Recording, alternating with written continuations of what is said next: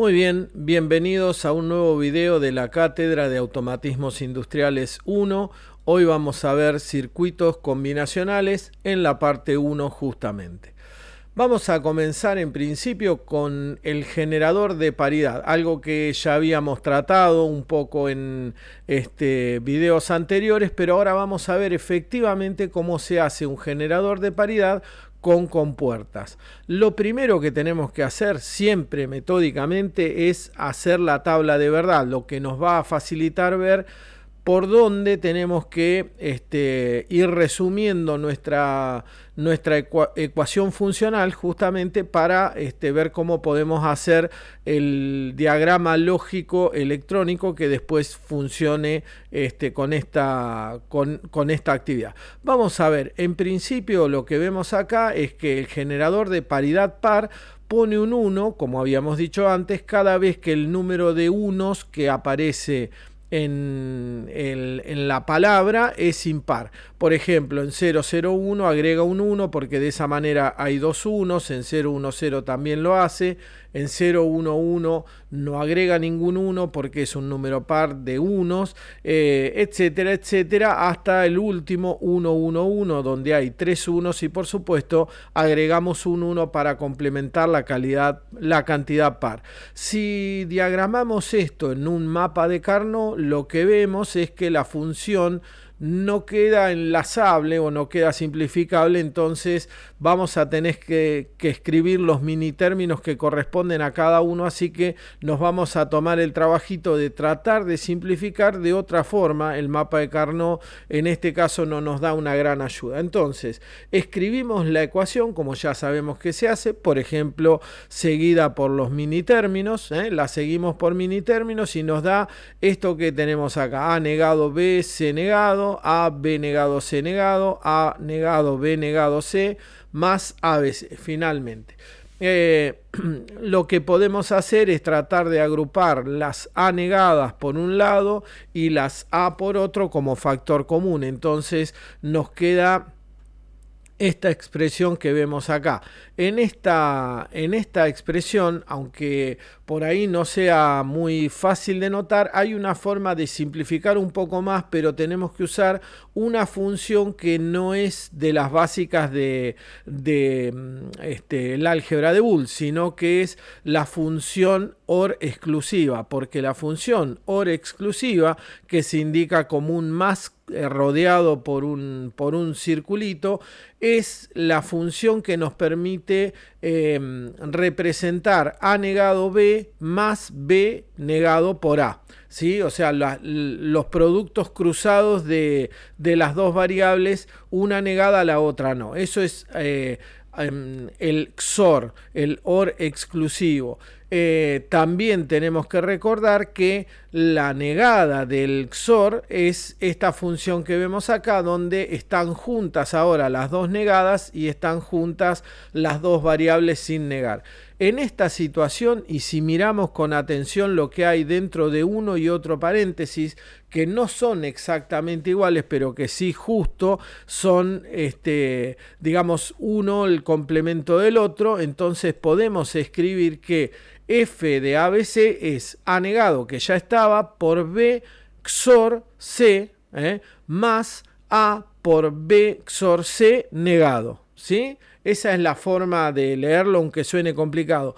Y ahora tenemos algo más, porque si ustedes se fijan que, por ejemplo, b más c está en este paréntesis y también está en este paréntesis, pero negado, tenemos nuevamente un caso de XOR, ¿sí? Otra vez un caso de XOR o XOR como algunos la llaman, ¿sí? Que podríamos representar como a negado por X, diciéndole al B XOR C lo llamamos X, entonces me queda a negado por X más a por X negado, lo que viene a ser igual que a XOR B XOR C. O sea, con dos compuertitas resolvemos este problema, porque tienen que ser dos sumas XOR que se representan de esta manera para hacer el generador de paridad. Este generador de paridad es el que va en la parte de salida de los mensajes, es el que lleva el mensaje y su bit de paridad para verificación.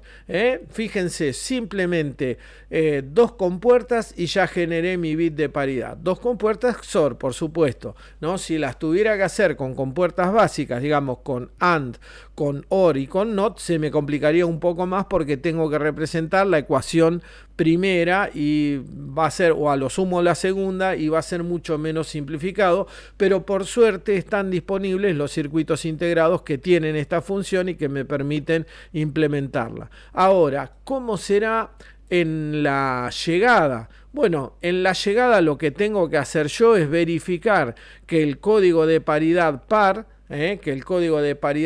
haya complementado bien la cantidad de unos que venía. Entonces, si todos dan par, el receptor de paridad, fíjense que acá dice paridad receptor, ¿sí? En la paridad del receptor siempre tiene que aparecer un 0 si la transmisión es correcta. Y por supuesto, y muy fácilmente puede verse, sin hacer ninguna otra cuenta, que la forma de obtener esta función de paridad en el receptor es simplemente agregarle una XOR más que va a comparar el receptor de paridad, que va a comparar la paridad que vino con la paridad que él hubiera generado en este caso, y al compararlo me va a sacar el resultado 0 si es correcto y el resultado 1 si es incorrecto. Si obtengo un 1, pido que me repitan el mensaje porque estoy recibiendo algo que es incorrecto. Esto es simplemente una aplicación de circuitos combinacionales donde se ve cómo se podría diseñar esto fácilmente con un circuito integrado. Seguimos viendo otros casos que pueden ser de utilidad. Por ejemplo, un comparador. Un comparador es un aparatito que ejecuta, un circuito que ejecuta esta función. Digamos, me compara 2 números de un bit, el básico, ¿sí? El básico compara 2 números de un bit y me dice si A es mayor que B, si A es igual a B o si A es menor que B. Me da cuál es la situación. Por supuesto, y para diseñarlo, lo que hago es simplemente hacer las tablas de verdad con salida A mayor que B, A igual a B y A menor que B. Las salidas son las posibles. Fíjense, si A es 0, B es 0, entonces A no es menor que B, pongo un 0 en esa salida. A sí es igual a B, pongo un 1 en esa salida. Y A no es menor que B, pongo un 0 nuevamente en esa salida. Y así otra vez sigo comparando línea a línea y voy viendo cuál es la situación. Habría que hacer un mapita de Carnot para cada caso, pero como son tan fáciles las situaciones, porque son 2 variables de entrada y una única función de salida, digamos 3 funciones de salida, pero para cada tabla es una única, entonces puedo determinar directamente por inspección cuál es la expresión que va a tener el A mayor que B, que va a ser esta A por B negado, cuál va a tener el A igual a B, que van a ser estas dos, pero que justo es la XOR, la OR exclusiva negada, da un 1 cuando son iguales, da un 0 cuando son diferentes, y el otro caso de A menor que B es el invertido de A mayor que B, que es A negado B. Bien, en esta situación ahora paso directamente a diseñar el circuito. El circuito es muy sencillito. Tengo mis 2 variables A y B. Para hacer el producto de A por B negado, niego a B al entrar a la AND y acá hago el producto. Esto es A mayor que B.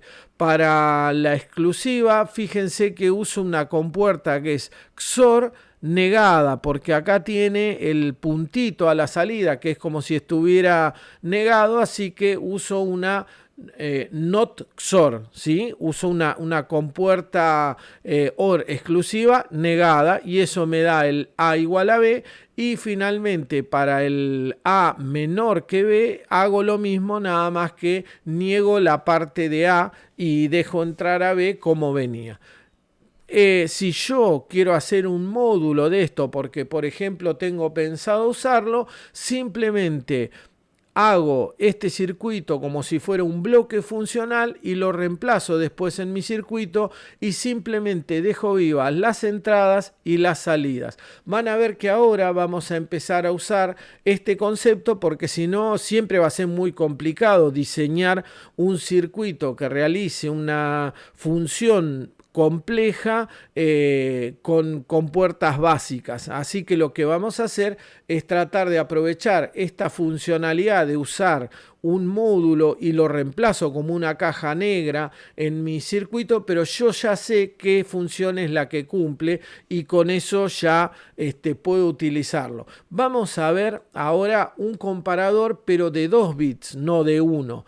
Este comparador compara la palabra A1 A0 con la palabra B1 B0, donde A1 es el bit de mayor peso, A0 el de menor y B1 igual el de mayor peso para la segunda palabra.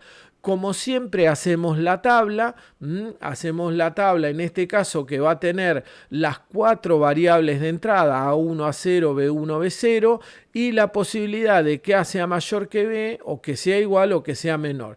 Para estos casos lo que tengo que hacer es comparar la palabra A, los 2 bits de la palabra A con los 2 bits de la palabra B que están en el mismo renglón. Por ejemplo, en este caso A es mayor que B porque A es 1 y B es 0 en este caso, así que la salida va a ser A mayor que B, va a estar en 1, en 0 la de igual y por supuesto en 0 también la de menor. La misma situación para la columna A mayor que B se va a repetir en la posición 8, la 9, etcétera, etcétera, etcétera. Las marcamos a todas y podemos escribir de esta manera la descripción en mini términos, ¿sí? Para A mayor que B también podemos hacerlo para A igual a B y también podemos hacerlo para A menor que B. Podríamos a partir de acá hacer un mapa de Carnot que me permita ver las variables, ver cuáles son los lazos y ver cuáles son las simplificaciones posibles. Todo ese trabajo queda para el lector porque yo ya no lo voy a hacer y simplemente les voy a describir, les voy a mostrar cuál es el diagrama lógico funcional que queda para este caso, porque en particular no es algo que me interese demasiado, porque esto ustedes ya lo aprendieron a hacer, ya lo vimos, digamos, el caso anterior, este es una extensión del caso de la diapositiva anterior que acabamos de ver. Ahora, ¿habrá una forma más fácil de hacer un comparador de 2 bits o más? ¿Habrá algo más sencillo que esto? Bueno, parece que sí, vamos a ver. La forma de hacer algo más sencillo es usar el módulo que vimos, ¿se acuerdan? El que vimos en las anteriores diapositivas. Ahora lo vamos a usar de una forma muy particular, digamos. Vamos a ponerle, acuérdense que el que habíamos visto tenía las 2 entradas por arriba, ahora las corremos para el costado por una cuestión de descripción, es más fácil de ver así. Vamos a poner un segundo comparador y vamos a trabajar en comparar los bits de mayor peso y los bits de menor peso y ver cuándo se da la condición de igualdad, de mayor y de menor. La más fácil de ver es la condición de igual. Esa estamos de acuerdo. Cuando A1 A0 es igual a B1 B0, y eso es fácil cuando los dos son iguales, cuando A1 es igual a B1 y cuando A0 igual a B0. O sea, se tienen que cumplir las dos condiciones al mismo tiempo. Eso es una AND que me saca el hecho de que A0 A1 es igual a B0 B1, ahí obtengo un 1 en esa condición. ¿Estamos? Esta es la más fácil, obviamente. ¿Qué pasará con la segunda posibilidad, la condición de que A sea mayor que B? Bueno, ¿cuándo va a ser A más la palabra A? Me refiero, porque fíjense, no los bits, la palabra A va a ser mayor que la palabra B. Bueno, claramente A va a ser mayor que B. Si A1 es mayor que B1, como son los bits de mayor peso, ya si acá se produce un mayor, ya estamos. No hay nada que decir. Esto es, digamos, la palabra A es mayor que la B. Pero si llegan a ser iguales, por ejemplo, tengo que comparar esto. Entonces, si A1 es igual a B1, se tiene que cumplir que A0 sea mayor que B0 para que A sea mayor que B. Y eso lo puedo expresar agregando estas compuertas que se ven acá arriba. ¿Ven? ¿Qué es lo que está pasando acá? Acá dice esta condición: A es igual a B para A1 y B1 y A es mayor que B en la comparación entre los bits de menor peso. Entonces, en esa situación, o en el caso de que A1 sea mayor que B1, ¿sí? En cualquiera de esas situaciones, por acá sale un 1 y A es efectivamente mayor que B. O sea, la palabra A formada por A0, A1 es mayor que la palabra B formada por B0, B1. ¿Qué pasará si tengo que usar la otra condición? ¿Sí? Ahora, A es menor que B. Bueno, algo similar. A es menor que B, si A1 es menor que B1, o sea, si los bits de mayor peso, uno de los bits ya es mayor que el otro, claramente A1 en este caso, si A1 es menor que B1, ya es menor la palabra total. Pero si se da que son iguales, tiene que cumplirse que la palabra, el bit A0 sea menor que B0, y eso lo reflejo haciendo, por otro lado, a lo que tenía, sacando la posibilidad, ¿ven?, de que acá sea igual el bit de mayor peso, lo meto en un AND, y que por otro lado A sea menor que B en el bit de menor peso, lo cual es una AND, y la otra posibilidad, la otra posibilidad para hablar con corrección, es que A sea menor que B en los bits de mayor peso, en cuyo caso ya la palabra es A menor que B directamente, y eso se ve reflejado en la salida de un 1 en esta posición. Fíjense que acabamos de diseñar un comparador de 2 bits, pero hecho en forma modular. No me metí adentro de las compuertas que forman ese módulo, simplemente lo que hice fue utilizar los módulos en forma repetida y llevarme los resultados, acarrear los resultados de uno para otro, ¿sí? Eso habitualmente se hace con estos comparadores que son circuitos integrados, por ejemplo, en este caso, el 7485, que es un comparador de 4 bits, fíjense, la palabra de 4 bits, pero que fácilmente se puede llevar a 8 o se puede llevar a 12 bits si uno necesitara, con bits de acarreo, con bits de cascada, ¿sí?, que me traen el resultado del bit anterior, del pedazo de byte anterior, para hablar con propiedad. Entonces, yo acarreo y le aviso, mirá que aquel es más grande. Bueno, en base a eso me sale, si ya es más grande, me sale directamente el más grande acá, por ejemplo, o el más chico acá, y si es igual, me sale el igual si estos dan resultado. La única diferencia entre el módulo que nosotros armamos y este módulo, que es algo que comercialmente está disponible, es simplemente la cantidad de bits. La cantidad de bits que este es capaz de comparar son 4 bits en cada palabra. Por supuesto, como tiene capacidad de usarse para 4 bits, también lo puedo usar para 1, para 2 o para 3. ¿Sí? No necesito cubrir los 4 bits. Podría fijar a 0, por ejemplo, los bits de mayor peso y usar solamente 2 para generar mi comparador de 2 bits a partir de un comparador de 4. ¿Se entiende? No es difícil de hacer. Acá les dejo también la descripción. Ahí tienen una visualización de lo que es un circuito integrado común que cumple con esta tarea de ser un comparador de 4 bits con posibilidad de acarreo. Existen también, por supuesto, los comparadores de 4 bits sin acarreo, pero bueno, no son muy usados en general. Otro circuito combinacional que puede ser interesante de analizar, o que es interesante de analizar, efectivamente, es el selector entre 2 bits. Es decir, hay una salida T que puede ser A o B según lo indique un selector que yo le doy el valor 0 o 1. Entonces, yo tengo la salida T que va a reflejar a la salida A o a la entrada A o a la entrada B de acuerdo a lo que indique el selector S que está acá. Esto es muy común, digamos, se usa en la electricidad con mucha frecuencia, usar un interruptor que juegue entre dos canales posibles que pueden o no tener tensión, por ejemplo, cuando hago una combinación de luz, etcétera, etcétera.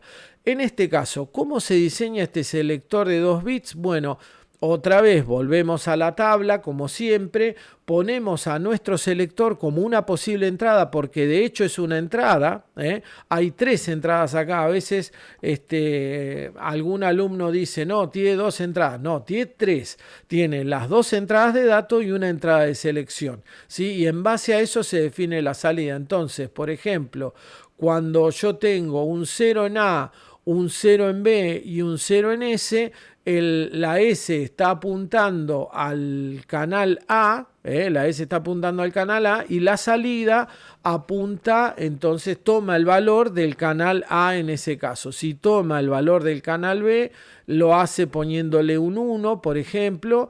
Acá podemos ver, por ejemplo, tenemos 0 y 1 en A y B y tenemos al selector en 0, con lo cual la salida reproduce al canal A. En el caso siguiente, en el renglón siguiente, donde tengo un 0 y un 1, pero el selector se pone en 1, la salida sigue al canal B. Todo lo que yo le ponga al canal B va a ser reproducido en la salida si el selector está en 1.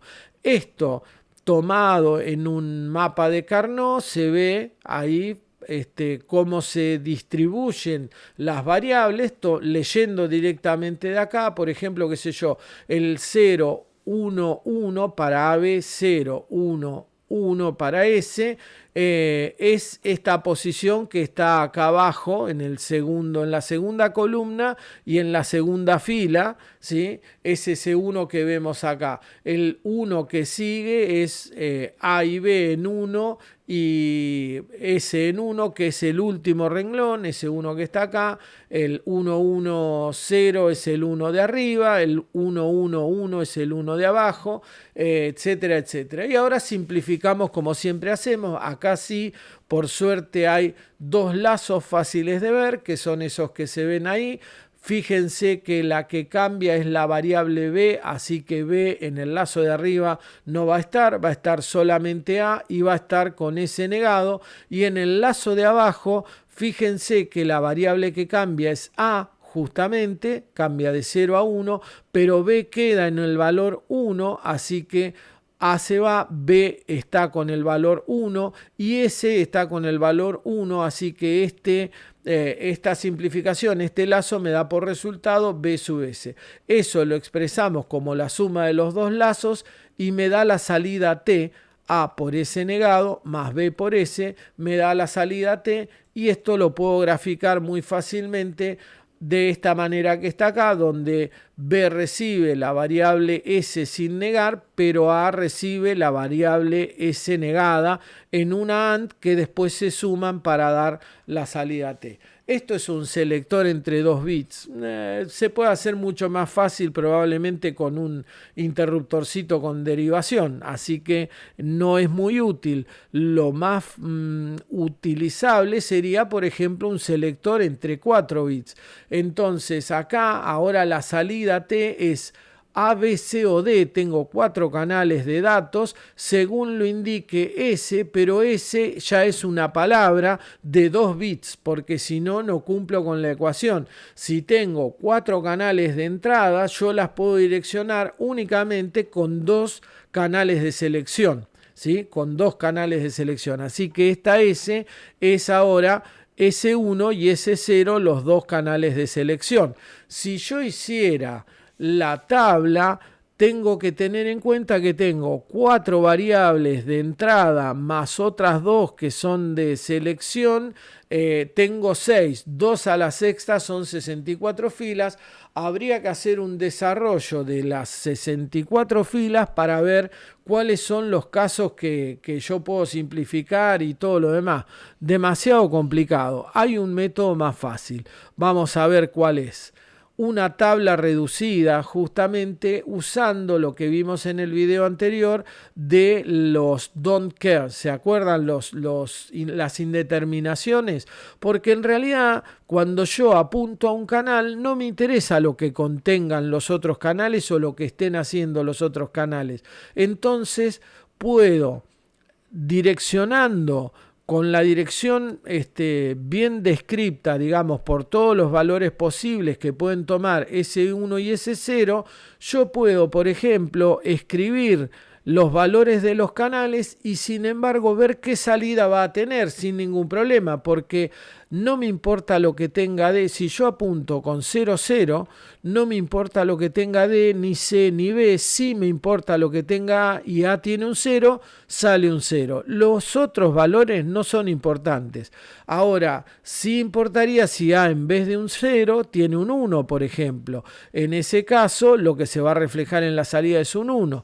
Bien, perfecto, lo reflejo. Lo mismo va a pasar si estoy apuntando, o análogo va a pasar si estoy apuntando al canal B, donde el canal B podría tener un 0 y en ese caso la salida va a tener un 0 y lo que tengan los demás canales no me importa, y así sucesivamente terminar de armar la tabla. Y fíjense que una tabla que tendría originalmente 64 filas, yo la puedo armar con una tabla reducida de 8 filas. ¿Estamos? Entonces, esto es un método que se usa habitualmente con los selectores, multiplexores, lo vamos a ver un poquito más adelante, pero que nos sirve para reducirnos el trabajo.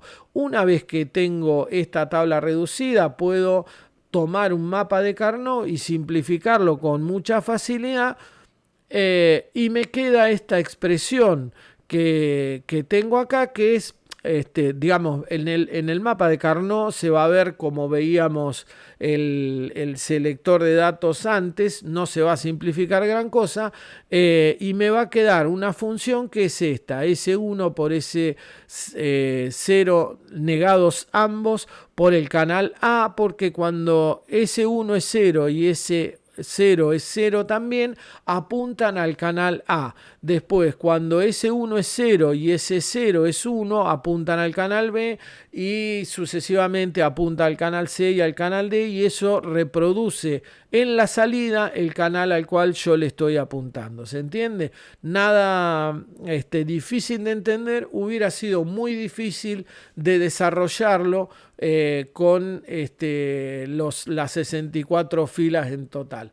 ¿Qué usos tiene este selector de datos? Bueno, tiene uno muy piola, podemos decir, que es para implementar funciones escritas en forma canónica, directamente usando el selector. ¿Por qué? Porque vamos a suponer que yo con mi selector quiero reproducir el generador de paridad par. ¿Se acuerdan el que usé que acabo de usar con puertas XOR y todo ese tipo de cosas? Supongamos que yo no tengo XOR, no tengo NAND, no tengo nada de eso, pero tengo un selector de datos. Fíjense que si yo entro a las entradas de selección a S0, S1 y S2, entro con las tres entradas A, B y C, yo lo que estoy haciendo es, por ejemplo, apuntar con 0, 0, 0, apunto a D sub 0. Si yo a D sub 0 lo conecto a un 0, va a salir un 0 como tendría que salir en el generador de paridad par. Si yo cuando está en 0, 0, 1 ABC, estas tres entradas que quedan apuntando a D1, yo a D1 lo conecto a 1, va a salir un 1 a la salida. Si yo cuando estoy en D2 apuntando a D2 con 0, 1, 0, D2 está tomando el valor de un 1, la salida va a ser un 1 precisamente, y así va a cumplimentar todos los casos. Tengo una función escrita en forma canónica que estoy representando con solamente un selector de datos conectado de esta manera que se ve acá. todos los valores que tienen que dar 0 se conectan a tierra, todos los valores que tienen que dar 1 se conectan a más B, digamos a un valor que sea el del sistema. Si es TTL será más 5 volt, si es CMOS, la familia lógica que estoy usando puede ser entre 3 y 18 o algunos volt más para algunos CMOS que son de mayor potencia, pero se puede implementar con mucha facilidad muchas funciones, ¿sí? Muchas funciones escritas en forma canónica. Después, más adelante, vamos a ver, o tal vez en la práctica, vamos a ver que también se pueden implementar, obviamente, de 2 y hasta de 4 también en ciertas condiciones, funciones en un selector de datos. Entonces, tenemos ahora un generador de paridad par con un selector de datos al cual simplemente le adaptamos el funcionamiento. Este es uno de los usos habituales del selector de datos. El otro es para serializar datos en paralelo. ¿Qué quiere decir esto? Que supongamos que yo tengo datos que llegan a mi selector acá en la puerta de la izquierda, en la puerta de entrada, pero que los voy a transmitir en forma seriada, es decir, lo voy a transmitir como números uno por detrás del otro. Entonces, lo que tengo que hacer es irle poniendo los distintos valores de cada una de las puertas de entrada a las entradas estas de selección, de forma tal que cada entrada de selección vaya sacando, cada entrada de datos vaya sacando el valor que trajo, lo vaya sacando en forma seriada a través de la salida T. ¿Ven? Por ejemplo, si yo tuviera un caso donde tengo un 1 en D0, un 0 en D1, un 1 en D2, un 1 en D3, etcétera, etcétera, ¿sí? Y le apunto, por ejemplo, voy a leerlo desde D7 para atrás, ¿sí? Voy a leerlo desde el bit de mayor peso para atrás. Entonces, ¿qué hago? A las entradas de selección le voy metiendo 1, 1, 1, sale un 0. 1, 1, 0, sale un 1. 1, 0, 1, sale un 0. 1, 1, 1, 0, 0, sale un 0, y así convierto una entrada en paralelo en algo fácil de transmitir por una entrada en serie. Es mucho más difícil tener 8 canales de transmisión para transmitir a 100 kilómetros de distancia que tener uno solo, por eso se hace de esta manera. Generalmente en la zona local se llevan los cables en paralelo y para transmitirlo a grandes distancias utilizo un único cable que me lo lleva en forma de pulsos en serie. Un caso de uno de los selectores de datos que existe, que pueden ver acá, es el 74151 TTL, por ejemplo. En este caso, fíjense por las características. 74 quiere decir que es de la familia TTL, LS quiere decir que es low Schottky, o sea, de bajo consumo de potencia. Low Schottky en realidad por el tipo de tecnología que se usa para los diodos. 151 la característica final, N por alguna característica que tiene en la salida. Muy bien, hasta acá entonces selector de datos. Sigamos viendo algún otro circuito que es de aplicación, como por ejemplo los decodificadores. ¿Se acuerdan que vimos códigos con anterioridad? Veamos, por ejemplo, algo que nos permita traducir de un código en otro, por ejemplo, un decodificador 1DN.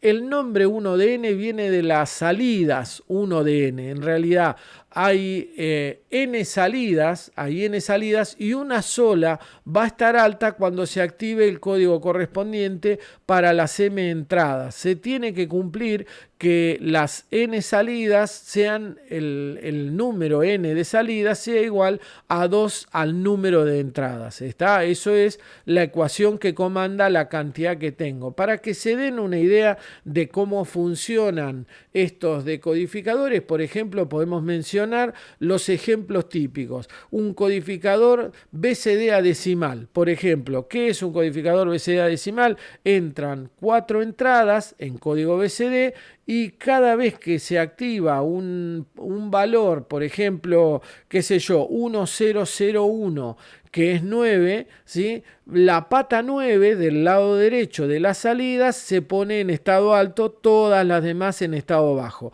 Si yo, por ejemplo, pongo 0001, que es el 1 en BCD, la segunda pata del lado derecho, la salida, se pone en el estado alto, etcétera, etcétera. Eso es un decodificador de BCD a decimal, es decir, entra en un código cualquiera que yo tengo que conocer, sale en un código que yo también debo conocer. Por ejemplo, el BCD 7 segmentos es un poco más complicado, ahora lo vamos a ver, que hace que entre en BCD un número y salga representado en un display 7 segmentos. ¿Vieron los displays numéricos? Esos, los numeritos que traían las calculadoras antes. Bueno, esos numeritos se llaman display 7 segmentos, que forman siempre un 8 y se enciende uno a uno los segmentos que sean necesarios para hacer la representación. En este caso se convierte de un número binario en BCD a un número de 7 segmentos para poderlo representar correctamente. Ahora vamos a ver cómo se hace, pero veamos un decodificador 2D4, es decir, yo voy a entrar con 2 bits acá en binario y se va a poner en alto una sola de las salidas que será elegida de acuerdo al número que esté representando.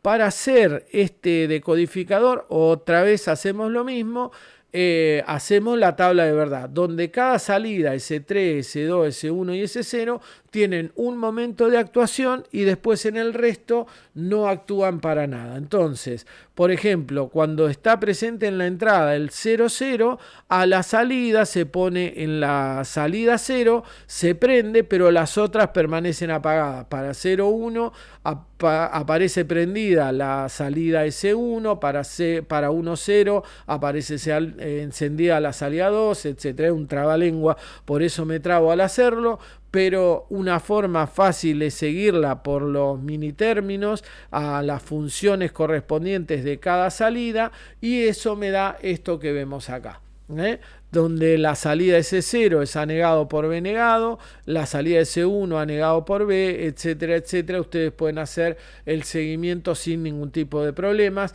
Esto es un decodificador, un ejemplo, una muestra, un decodificador 2D4. Convierte de 2 a 4, a veces se nombra por las entradas, a veces por la salida. Si fuera por la salida sería 1D4, ¿sí? Decodificador 1D4 con 2 entradas. Esa sería la forma de nombrarlo. Muy bien, sigamos con nuestro decodificador BCD 7 segmentos que habíamos dicho que íbamos a ver. En este caso vemos cómo funciona el display. El display tiene las patas accesibles. Por un lado tiene un común, fíjense, arriba y abajo en la pata del medio tienen un común que puede ser que sea el polo positivo de la batería de alimentación o el polo negativo. Si es el polo positivo, se dicen que son de ánodo común, porque la corriente tiene que ir desde el polo común hacia cada uno de los segmentos para iluminarlos, porque son LED. Entonces tienen direccionalidad de la corriente, ¿sí? Tienen que ser impulsadas las corrientes de esa manera. En el cátodo común, cada una de las conexiones a las patas para que se enciendan deben ser positivas y van hacia el polo negativo de la batería para iluminar los LED que correspondan. La tabla que hace funcionar en este caso estos decodificadores es, por ejemplo, para representar el 0, fíjense, yo tengo 0000, eso es un 0, y para dibujar el 0 en el display tengo que tener prendidos casi todos los segmentos excepto el del medio, porque si no sería un 8. El G no se debe prender. Después, para el 1 prendo los dos que están, el B y el C, los dos que están a la derecha, pero los demás están todos apagados, y así sucesivamente represento cada uno de los numeritos en mi display de 7 segmentos, ¿sí? Por supuesto, hay que hacer la tabla para el mapa de Carnot para cada una de las salidas, para ver cuáles son los circuitos posibles que me producen esta función, y obtengo este fácil y sencillo diagrama lógico que, claro, yo directamente lo saqué de la descripción del integrado que hace esto, pero no conviene para nada hacer todo este mapa, por supuesto. Después lo vamos a usar, que es la parte más interesante, que es el 7447, ¿sí? No lo vamos a representar, pero fíjense que lo podrían hacer si ustedes quisieran, o incluso diseñarse ustedes su propio codificador sin ningún tipo de problemas, y después lo mandan a hacer a alguna fábrica que los haga en serio, o que les haga el prototipo para que usen ustedes, que le va a salir un poquito más caro, pero se pueden diseñar y se pueden fabricar sin ningún grado de dificultad muy grande. Con tener plata alcanza, ¿no? Muy bien, hasta acá entonces terminamos con combinacionales parte 1. Vimos la forma de realizar un generador y un receptor de paridad, vimos cómo hacer un comparador básico y cómo desarrollar uno de 2 bits, básico y modular. Vimos cómo hacer un selector de datos y sus distintos usos, y finalmente vimos cómo hacer distintos tipos de codificadores. En la próxima clase vamos a ver circuitos combinacionales 2, circuitos aritméticos, sumador, semisumador, etcétera, multiplexores, demultiplexores y otros. Nos vemos en el próximo video. Como siempre, si te gustan los contenidos del canal, deja un like y suscríbete para recibir todas las novedades. Nos vemos entonces en un próximo video. Muchas gracias.